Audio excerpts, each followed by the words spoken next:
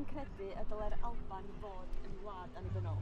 Ynddo, dwi yn achos mae yna ddadl yn ei erbyn o yn deud bod rhaid, mae pobl yn well yn rhan o'r Deyrnas Unedig, ond dwi'n credu bod yna'n wir achos dydy gwledydd fel Norwy a Sweden ddim yn gorfod cael rhyw deyrnas fel Scandinavia i ddeud bod nhw'n amazing o fynnag mae'r Deyrnas Unedig yn fod i wneud.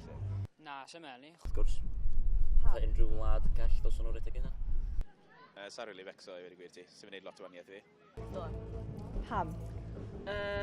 Achos maen nhw'n cynhyrchu lot o bres a doedd ddim yn deg ffaith maen nhw ddim yn cael dim yn cynhyrchu nôl. So, o ran tegwch ble maen nhw'n cael erbynniad. Na, byddwn ni'n gweud, achos ni mor llyddiannus fel gwlad yn barod. Ynddo.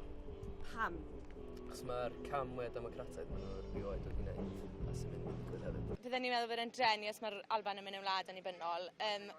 I'r fel ni y Cymru hefyd, fyddwn ni'n sownd gyda Lloegr, gyda neb gyda ni.